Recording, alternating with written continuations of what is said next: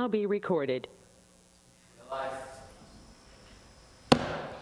I'm calling to order the September 9th meeting of the Auburn Board of Selectmen. This open meeting of the Town of Auburn Board of Selectmen is being conducted both in person and remotely, consistent with Chapter 107 of the Acts of 2022, which suspends the requirement of open meeting law to have all meetings in a publicly accessible physical location. Further, members of public bodies are allowed to participate remotely as long as reasonable public access is afforded so that the public can follow along with the deliberations of the meeting. For the public to join the meeting remotely, you can dial 1-408-650-3123 with access code 235-235-861. Or the public can join via a computer at global.gotomeeting.com/join/235-235-861. All supporting materials that have been provided to members of this body are available on the town's website. The public is encouraged to follow along using the posted agenda. Please note that this meeting is being recorded by Auburn Cable Television. Is there anyone in the audience also recording? Seeing none, could we please rise for the Pledge of Allegiance? I pledge allegiance to the flag of the United States of America and to the republic for which it stands, one nation, under God, indivisible, with liberty and justice for all.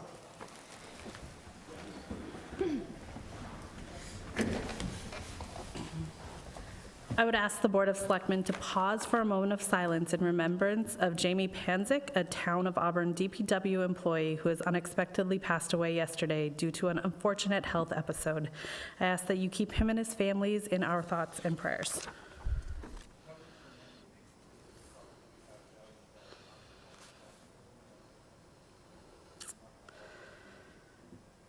Thank you. Moving along, we have no one signed up for public comments. We do not have any community organization events. We are on number 5. We would need a motion to reopen the public hearing for the Eco ATM kiosk at the Auburn Mall. So moved. Is there a second? Second. All those in favor? Aye. Opposed? The chair is yes as well. We do have an individual on the meeting from Eco ATM. Does the public have any comments or questions? Do board members have any comments or questions? I have the same 3 I had, I guess, last meeting, so I don't know if we shared that with the applicant and they want to address it, or if we need to restate it, Madam Chair. Can we please restate them? Sure. So how do you want it done? One at a time? Yeah, one at a time would be great. Okay. Be interested to know, because your application doesn't really give us any idea of where the location of the kiosk and what kind of protections you have in place for the public using it. Julia, were you able to hear the question?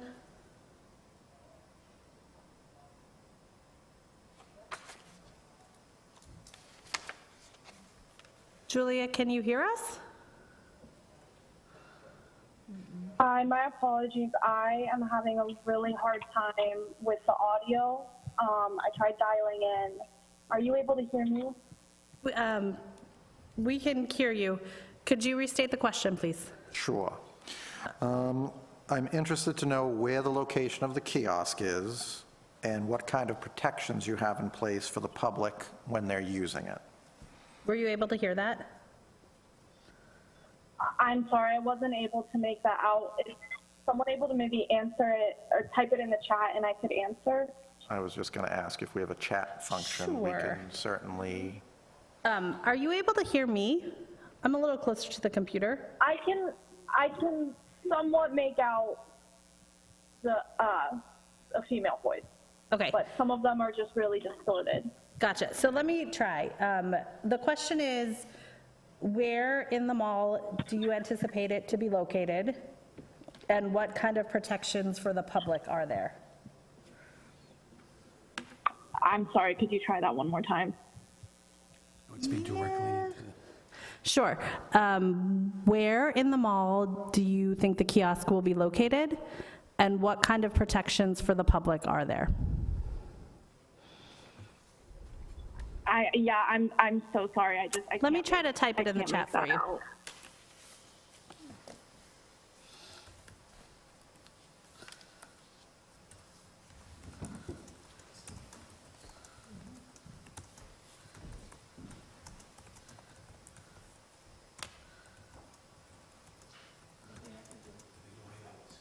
Certainly. So I do have the site map of where it will be located. So typically we have a site survey. That hasn't occurred with us yet, but we do send a team in to physically look at where the best place for the kiosk would be in the mall. We have not had that site survey team out yet, but when they do, they produce those site surveys that shows the direct location of where it'll be. Unfortunately, we do not have that site survey as of yet. Can you guys hear her? Very, Okay, it's in and so she said that they are waiting on a site survey to determine where it is going to be located.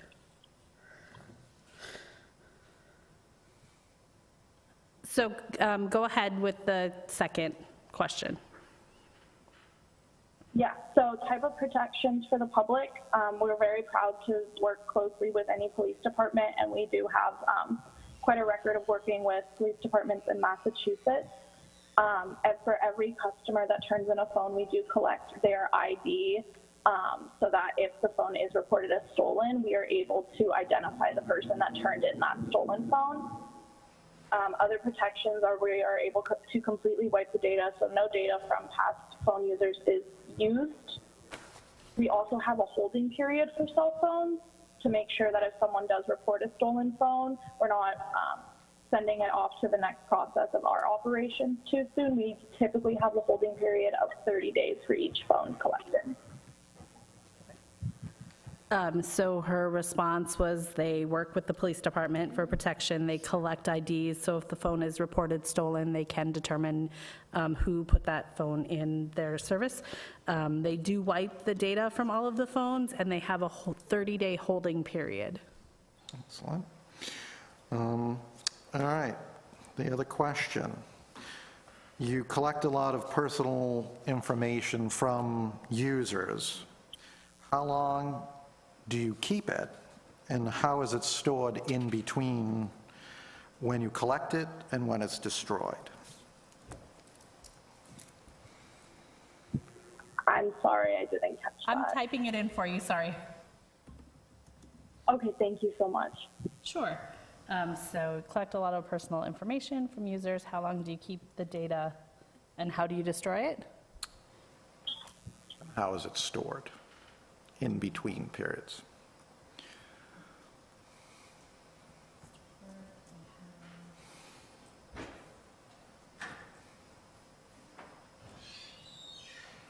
Okay.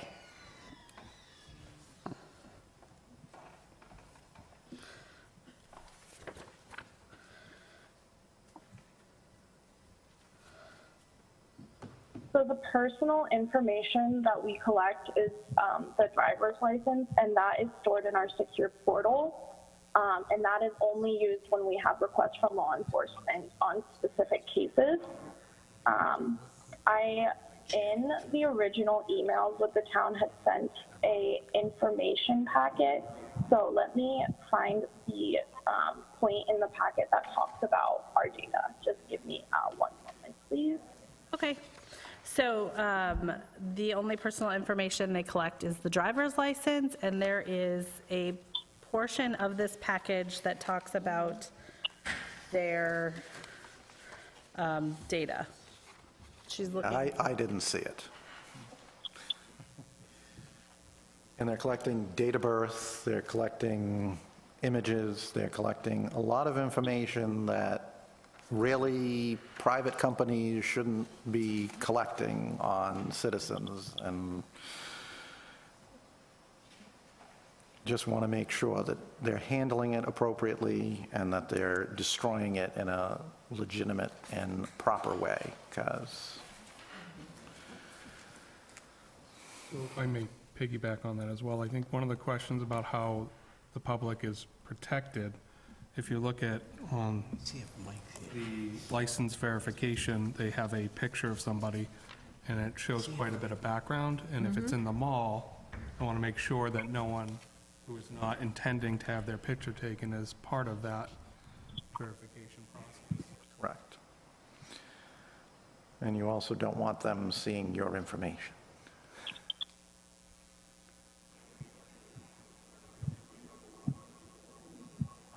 Yeah, once again, I'm sorry if, I'd be happy to answer as soon as I can read it in the chat. I'm so sorry, I just can't make it out from the sound.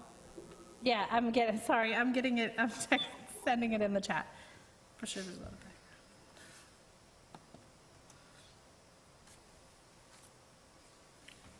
May I ask where the applicant's located? San Diego.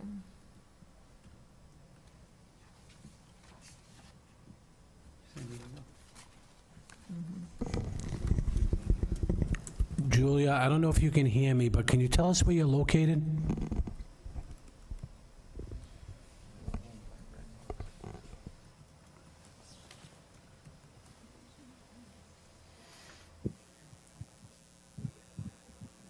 I'm at that point, I'm not sure that I could vote on anything with the information.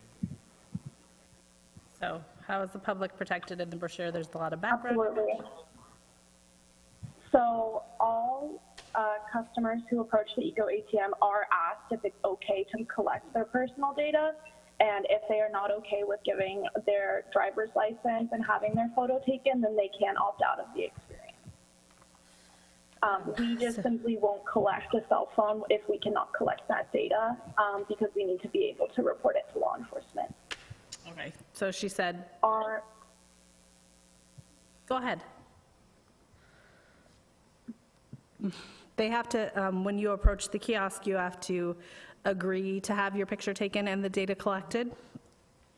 So if you said no, they obviously don't keep that data.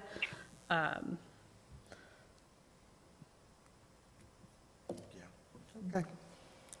I've heard enough. Sure.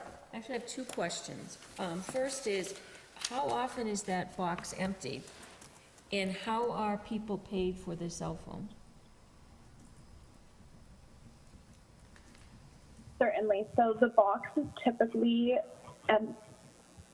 yes. So the box, the bins that hold the cell phones are typically emptied either on a bi-weekly basis or a monthly basis. We then also make sure we have a holding period of 30 days for the cell phones. People are paid in cash, and cash is dispensed through an armored vehicle to the machine, typically on a bi-weekly basis. And to the other question, our corporate headquarters are in San Diego, California, and our warehouses in Kentucky. I'm sorry, you're, What did she say? They're giving cash? yep. So she said corporate office is in San Diego. They empty the box bi-weekly or monthly, and then they have a 30-day holding period, Yep. and cash is dispensed from the ATM.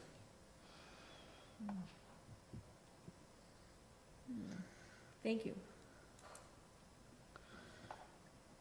Warehouses in Louisville, Kentucky. Warehouse is in Louisville, Kentucky. Are there additional questions? Okay. I'll make a motion to close the hearing. Is there a second? Second. All those in favor? Aye. Opposed? The chair is a yes as well. Is there a motion on the item?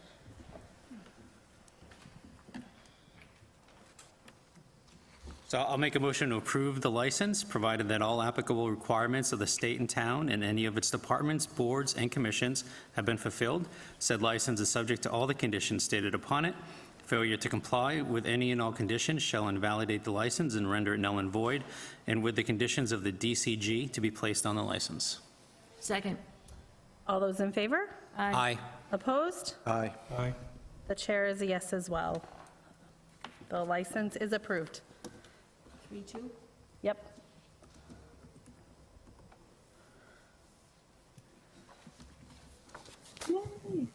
That's wonderful news. Thank you so much. And if you have any questions regarding the furthering of the process, please feel free to reach me. I'd be happy to leave my contact info in the chat. Thank you. Thank you. Okay, so we are moving along to number 6. There are no departmental items. There are no communications. We do have select board general items. A transient vendor license from Chick-fil-A for the Auburn Mall. Did you want to come up here or there, whatever is more comfortable for you? Come hang out. Great. You can see a lot from here. Right? It's feeling kind of lonely down there. Just pull this thing down. Yeah, thank you. Hi, so you're requesting a license for a food truck at the Auburn Mall? Yes. Tell us a little bit about it. So the Auburn Mall actually reached out to us and asked if we would be interested in setting up in the food court. Unfortunately, we're owner-operator based, so corporate puts a limit on how many locations we can have, and we're at our top right now. We have 3. So we have the food truck, Westboro, and Marlboro. So they gave us permission to park the food truck over there. And we actually set up with a temp for the circus one day, and I talked with them about moving back over to, or not back over, because I haven't been there, but moving over to the Reliant Medical side. Seems to be more traffic over there. Do board members have questions? I have more of a, I know the last time we approved a food truck or food vendor, that they were supposed to notify the Board of Health on each event. This seems a little more consistent. Is this an event type thing where they need to notify the Board of Health? Or is it a notify the Board of Health, inspections take place, and they're free to operate as they plan to? I guess we would have to check with the board to see what their requirements are, but we'll make sure that they comply with what's in place currently. And we can make that known to the vendor upon issuance of the license. And then, through the chair, do you plan to operate consistently throughout the week, certain set hours? So right now, I'm hoping if it's a success, Thursdays would be our day there. It wouldn't necessarily be every Thursday because we do book private events. So like this week, we have a private event on Thursday. But my goal would be Thursdays, 11:30 to 7:30. And then with this license as well, is there a limit to the number? I know other license that we do have a limit on how many days. Doesn't say anything about it. Yeah. It doesn't, but that's why I'm asking, because I know other ones have limits. I just want to make sure, like, again, that it's compliant, it's not, I don't understand that aspect of it. I just want those answers to understand, because, again, if you're going to be there most Thursdays and it exceeds 20 times a year. Right, and I would also like to, I asked in the last week meeting, but I'm hoping for open availability. Say sometimes we're planning on going to Laconia, and say something happens, I try to find us close to home base so we don't have to travel and can still get the day in. Thank you. We can assign hours of operation, so it's a license. So we do have the authority to do that, and typically that is done with these type of licenses. And I know we've gotten a bunch of these where they show up when, they're needed, whatever, but where are you setting up? On the Reliant side, as you say, it is very busy with Reliant. And Yeah, I haven't gotten confirmation from the mall yet. so, I mean, going forward, it would be nice if we actually had kind of a circulation plan, we had an idea, because we're giving you permission to operate, and you may be in conflict with other people, there could be other issues. So, in that it's a license, and people can't enforce things that aren't on a license. So, Are there other questions? I do believe included in this, there is the letter from the DCG that says that they have to receive all necessary permits and inspections from town departments. So that would include the Board of Health question. Correct, I just wanted to verify if it's a one-time thing or if it's ongoing, because it is a food truck that operates, but it seems like a semi-permanent agreement, so it's going to operate like any other restaurant in town, except it's on wheels. Can I ask a question? You met with the DCG, right? The Yes. Development Coordination Group, and did you tell them what your plans were, maybe trying for every Thursday and everything? Yes. And did they have any issues with that? No, Okay, everyone's been super great. okay. And we had our DDIS director and the public health director there. So I think if there are any requirements, it sounds like that would have been vetted at that particular moment. Are there any other questions? Is there a motion? I'll make a motion that we approve the license, provided that all applicable requirements of the state and town and any of its departments, boards, and commissions have been fulfilled. Said license is subject to all the conditions stated upon it, failed to comply with any and all conditions, shall invalidate the license and render it null and void, and with the conditions of the DCG, which are none, to be placed upon it. I would also just add hours of operation has to match them all. That would be my motion. Is there a second? Second. All those in favor? Aye. Aye. Opposed? The chair is a yes as well. You're all set with your Thanks, guys. Thank you. Thank you. You too. Moving along to 8B, we have a drain layers license application for Glenn Hines in Leominster. The applicant does not have to be here for drain layers licenses, but if we have any questions, we can get those to him. So do board members have any questions? Make a motion that we approve the license, provided that all applicable requirements of the state and town and any of its departments, boards, and commissions have been fulfilled, and said license subject to all conditions stated upon. If failed to comply with any and all of these, shall render it null and void. Is there a second?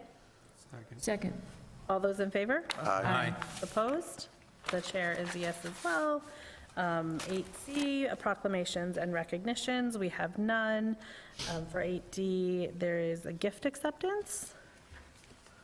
I just have one question related to, in the past, we've always included this, and I know we've had issues with open meeting law, issues with not putting applicants' names on things. I'm just concerned, I don't want to see us get dinged if this is going to fall under that we didn't put on there who was making the gift and to whomever. I think it says it right here, doesn't it? It does, but it's not on the posted agenda. It's not on the agenda. Oh, okay. So if I may, I know in the past, they left this item open because some gifts may come in, and sometimes the check has to be deposited on a timely basis. I guess we could change the policy that we have a deadline, and if it's not in, it gets carried over to the next meeting, if that's the wish of the board. I just think we should hold this over to the next meeting, put it on the agenda just out of caution. And like I said, when I was first on the board, we did that. But I know we also, as the manager said, things came in, but we also weren't, under scrutiny for, as we have been in the last several periods. So I just want to make sure we don't incur any issues. So I would just make a motion that we hold it over to the next meeting so that the details can be placed on the agenda. Is there a second? Second. All those in favor? Aye. Aye. Opposed? The chair is yes as well. We are moving along to number 9, town manager items. So I'm happy to report, thank you, Madam Chair, that the town was notified in a letter from the Executive Office of Housing and Livable Communities that our housing production plan, our 5-year plan, was approved. The effective date of that plan is July 9th, 2024, and the 5-year plan will carry us out to July 8th, 2029. I know CMRPC did a presentation before the board that led to the submittal of that plan, and it was with like I said, this letter was received on August 27th, so we wanted to get it to the board. So it's good news. We have a 5-year plan in place that will guide us into the future. moving on to another notification we received from the state on item 9B. Can I ask a question Yes. about A? So I know we have projects that are coming up, or they're going to have their occupancy. Are we ready to file for safe harbor? And are those documents being prepared? So it is my understanding that those units get counted when they are occupied and not permitted. The Eastland Partners project, one of the buildings is currently occupied, and I believe an occupancy was issued today for building number 2. There are 12 buildings altogether. So those numbers are going to incrementally come on over the next year that will count towards our benchmark of 10%. The next item, on the other hand, so I hope that answers your question. No, so it kind of does, except once they have their occupancy, they count, and we are, as long as we show a 35% increase, we can get the safe harbor.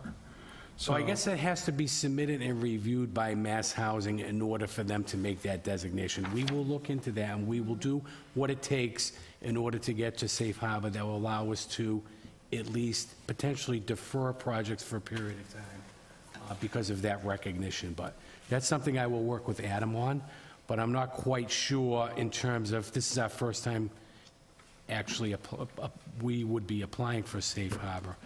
I just don't know the technicalities or the conditions that are required for us to get that designation. I do know in a previous meeting, we asked about those numbers, and we asked when that occupancy, if the whole project or each building. I don't recall getting an answer on that. I just, as you're going through this, if you could let us know on each building, because, again, according to this, 35 units, and we've got 2 buildings online. I don't know exactly how many were in each building, but I think we got to be pretty close. I believe building number 1 was 28 units. Correct. So that's why I'm saying, so we should be There are a prepared. total of 325, so the math adds up, about 28 per unit times 12 is going to put you in that vicinity, so, and I believe we can expect all of the buildings to be occupied roughly a year from now, at the end of next summer. That's what the build-out would allow for occupancy for. Correct, and that, at 70 units, we would be safe harbor for 2 years, so. Thank you. Madam Chair, if I can just clarify, can you ask Dr. Menard to confirm this? But I believe that safe harbor only protects us from filings of new. So any that have already been submitted, such as Perry Place, are able to go through the 40B process. It doesn't protect us from the 40B. We just want to make sure that the residents and the ZBA are clear on that. So if we can just ask for that clarification. Thank you. And speaking of projects that are already in the pipeline, we just heard from Mass Housing relative to the Perry Street project, consisting roughly of about 152, 155 units. So that was conveyed to the board as soon as we received it, although there was like a 6-day gap between the date of the letter and when I received it. We did send something to one of the abutters who's going to get the word out to the neighborhood that this has been approved. The developer has 2 years from the date of that letter, August 21st, to file an application for a comprehensive permit before the ZBA. That would begin the process. To the best of my knowledge, and I just checked with our town planner today, there's been no correspondence between the applicant and the town relative to that application as of today.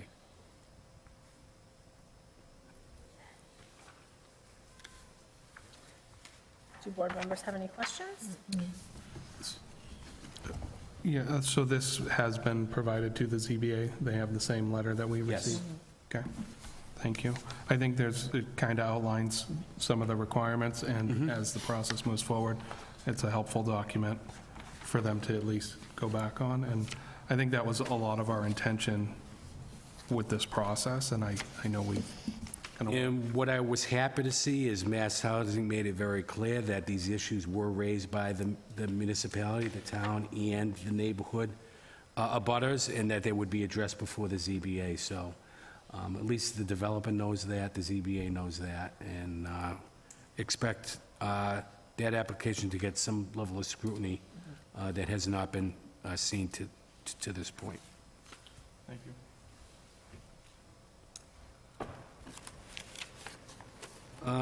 Madam Chair, members of the board, 9C,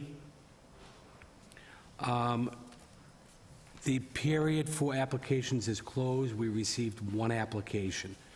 That being said, there is a process to make that appointment. The Board of Selectmen and the Board of Library Trustees would have to post that meeting a week in advance, consistent with the law to make that appointment. It's up to the board, it's up to the selectmen, the BOT, given with the one application, whether we would schedule an interview for that night for this one individual. So I'm looking for some guidance from the board. And when would you like to have that joint meeting so we can reach out to the BOT? Would you prefer to do it at the next September meeting or the first October meeting? I would say, as there's a vacancy on their board, why don't we ask them what they would like? Because they meet off schedule to us. So they may want to adjust their meeting schedule to do something, rather than have their business meeting and then come here, which I know is usually not a terribly long period of time, but I would just assume ask the Board of Trustees what their availability is, what they would like to see.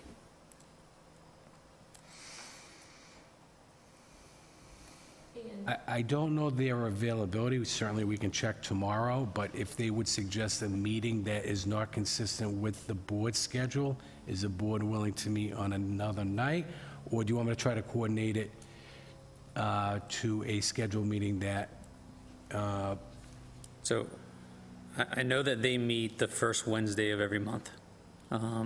So ideally, if they're willing to meet during our next meeting, sort of in the beginning, like we traditionally do, that would allow this person to be appointed, should the boards vote in favor, sworn in time for their next meeting. That is an excellent point. I think that would be the best option, is if they could meet at our next. I will call the chair tomorrow and suggest that the joint meeting take place at your next September meeting.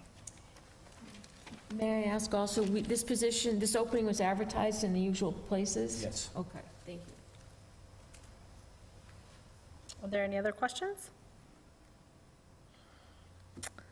Okay, we're moving along to number 10. We have no tabled items. We do have member items. The first one is the discussion on the ABCC advisory and local licensing Madam Chair, authority. one Madam Oh, Chair. sorry. Yeah. 9D, Yes. can I just ask about that? So have we sent an email notice to all of the members of our boards and commissions? We have. But I just wanted to put it out there publicly as well. So the plan is to have a meeting in this room, beginning at 6 o'clock on the 26th of September. Hopefully, we'll have a full house. We plan on televising that meeting. So those who are unable to attend will have an opportunity to more or less get some training by watching the rerun of the video. Also, those who are in attendance, we'd like to capture their names so we can at least prepare a list of those individuals who have gone through the training, provide that to our town clerk, who can keep that on file. And as individuals are being trained online, somehow we'll develop some type of paper trail that will allow us to track them as well. Thank you. Sorry about that. So now we're moving along to number 10, tabled items. We have none. Number 11 is member items. There's a discussion on, we need to establish a process, a policy and application for liquor licenses. Did everybody, I believe Sharon resent the email with the information. Did everybody have a chance to look at it? Is there any way you would prefer going about this, now that the state is not going to approve well, now that they have moved that to the municipalities, how would we like to move forward? To be clear, they're just moving the responsibility for amendments for the liquor licenses, correct? For businesses that want to serve alcohol outside? So that is my understanding. I'm not going to pretend to be a guru in Yep. this area. I know Danielle is. She'd be an asset to provide to the board. If the board would like to set up a subcommittee, we can get Danielle involved to help give you some ideas on what may be best suitable for Auburn. Is that something this board would be interested in doing, to have a subcommittee, to have a policy put forth before us to review? Okay, is there, would we need 2 board members? Could we just, I would suggest 2 board members. 2? Is there anybody that would be interested in serving on a subcommittee? Volunteer. Okay. I would too. Okay, great. So we will get that set up with Danielle? Yeah, I don't think there's a rush for that, but yes, we'll coordinate that with Danielle. And Steve and Ann, if you can at least give us some idea of what time to work best for you to meet with town administration, we can certainly plan that out in advance. We need a formal vote, because that's not on the agenda, to create a subcommittee. Don't say, I don't think, no. don't guess. No, I think we have time. I think what we can do is we can formalize that by bringing in a vote at the next meeting, knowing that that's the route the board wants to Okay. head. Great. And our second member item is from Mr. Corain, so I will let you go ahead. Yep, thank you. So for those of you who may not know, on August 26th, there was a crash at the intersection of Hampton and Jerome that caused a residence fence to be demolished. It caused another car to lurch over essentially a tall wall at the Elm Hill Water District and crash through the fence, and then they were stuck there. Auburn Fire had to secure the vehicle before removing them and then transporting them to the hospital. And within probably about an hour, I don't know about the rest of you, but my phone blew up with text messages and Facebook messages with pictures from the area residents saying that this is happening all too often at this intersection. So I went to the Mass DOT crash data, crash portal, and sure enough, in the last 5 full years, plus 2024, there have been 12 crashes at that intersection alone, and that does not include the most recent one. It's not updated, so there's actually been at least 13 crashes at that intersection. Of the 12, 11 of them were angle crashes. 1 of them was a rear-end crash. So the residents are very concerned about that intersection, and I understand that in the greater, scheme of things, Route 20 and Route 12 certainly are our highest crash streets, as highway, Mass DOT jurisdiction roadways.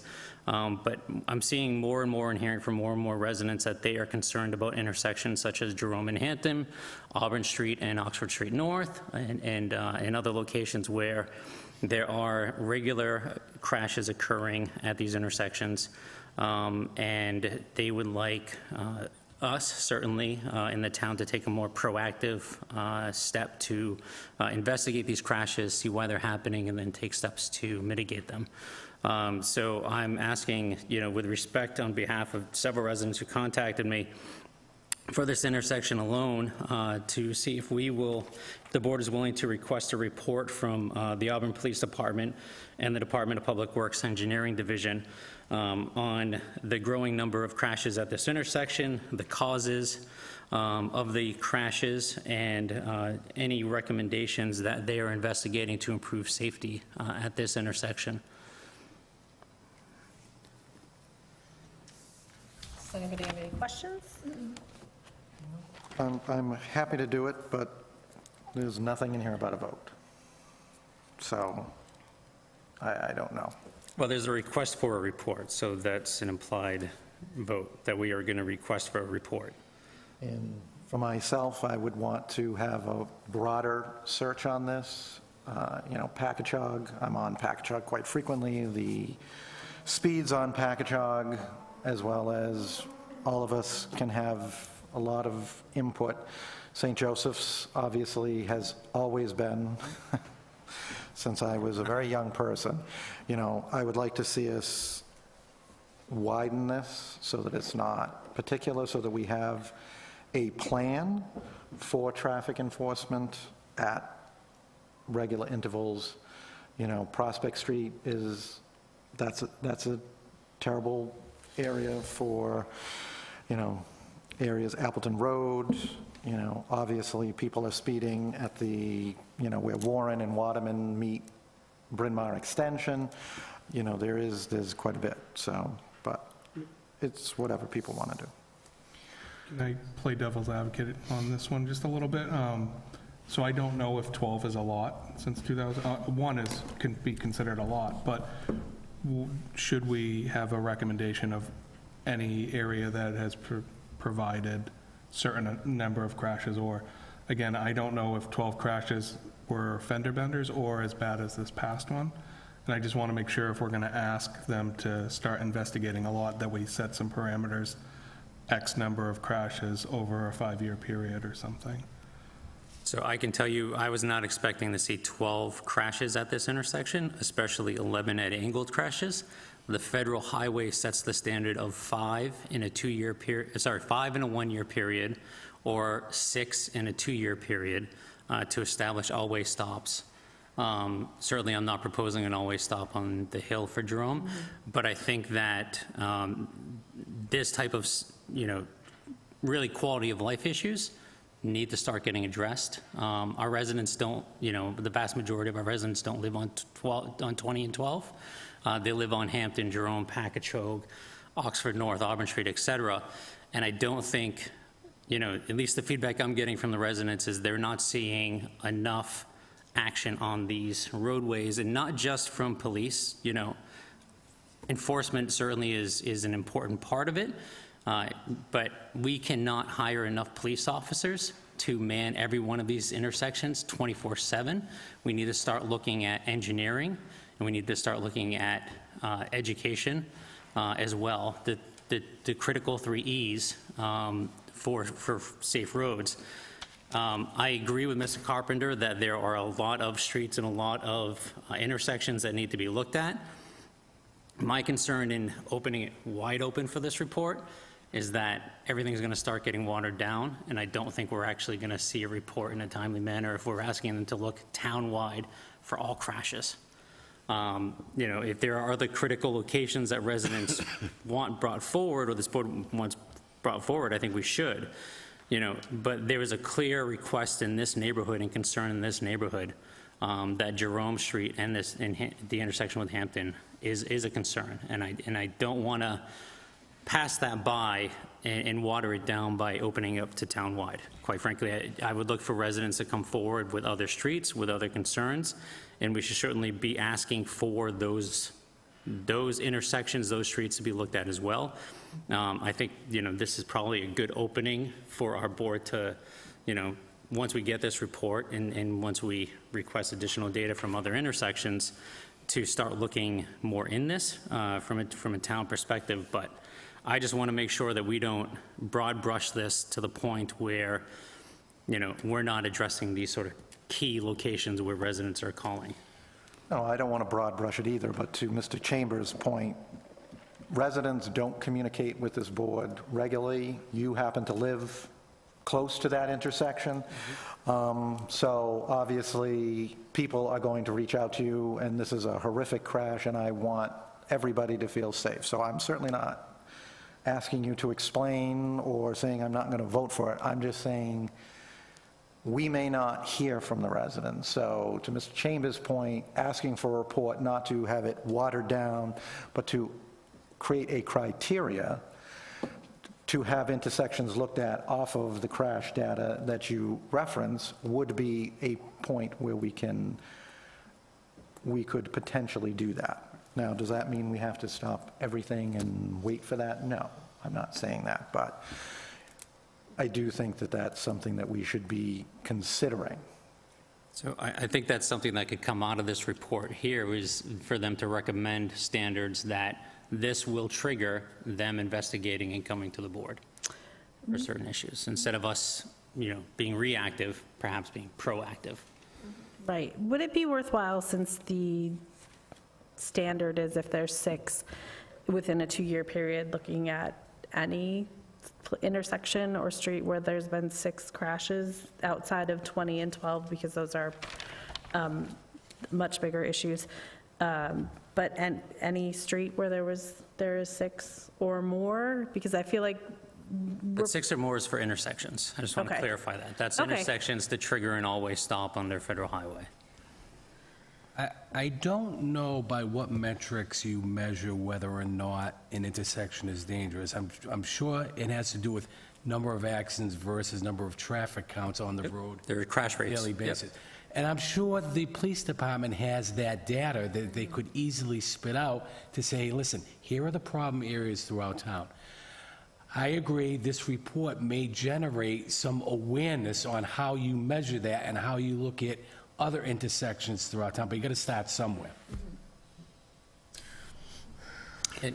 So sorry, Mr. Chairman, just one other thing that, just to bring in part of this discussion, is that on this particular intersection, it's a blind corner due to a resident fence right on the corner of the intersection. So, in addition to this, we might want for Dr. Menard to weigh in as well on whether that fence is permitted per zoning, when was it constructed, and does it apply, do we have something in our zoning that says you can't put a tall fence at an intersection to block sight lines?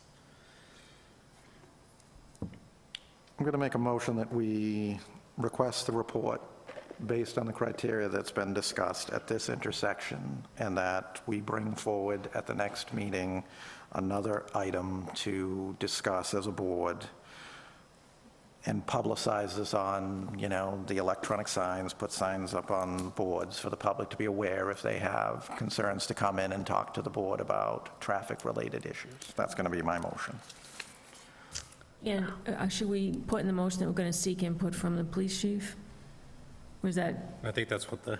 I can certainly Got it include, already there, or- okay. I have no problem adding the police chief and any related departments, such as the fence viewer, and, I don't know that the planner is necessarily the person, but we'll add any and all relevant.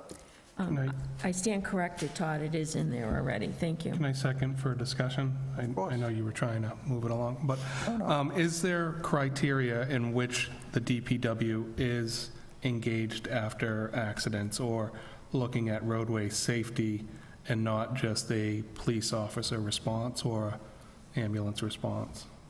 I'm sure there's a collaborative effort between PD and engineering or DPW on situations that they deem as being hazardous and could improve. I'm sure those discussions take place, but to what extent, I don't know. So I know they've been involved in discussions as it relates to pedestrian safety and some grant money that we received, and where those areas are, where they're putting a focus on those areas. And typically, those are areas that are primarily high pedestrian traffic areas. How that relates to accidents that occur on these intersections, there may be no correlation at all, but that's something we can discuss with both departments. And I know I had a resident reach out in March about Jerome, but not specifically that intersection. So I know there was police response and data and tracking Yes. around that, but not specifically the accidents. It was more about the traffic flow and the amount of speeding Yes. that was taking place there. So we are aware of that issue, but again, the response wasn't necessarily accidents. So I just want to make sure if we're seeing increased accidents, that the proper people are being involved. But we can certainly have more discussion on that. I just wanted to second and make sure that people know we are trying to resolve that, and I just wanted to make sure the right people are involved. My only reason for making the motion is it seemed like there was consensus. I don't attempt to move things along. I like discussion. Do I board did second. members have any other questions? Okay, so there's a motion and a second. All those in favor? Aye. Opposed? The chair is a yes as well. We have no public comments for our second public comment period. In our package, there are meeting minutes from August 19th. Are there any changes or amendments? I had just mentioned earlier, and I sent it in an email, it's not really, we just needed on page 4, a heading between the DDIS reports and where Wallace Ave started. That was the only thing. So Okay. that was, otherwise, no. Okay, well, then I will accept them with that minor change. We need a motion to adjourn. So moved. Seconded. All those in favor? Aye. Opposed? The chair is a yes as well. We are adjourned. Thank you.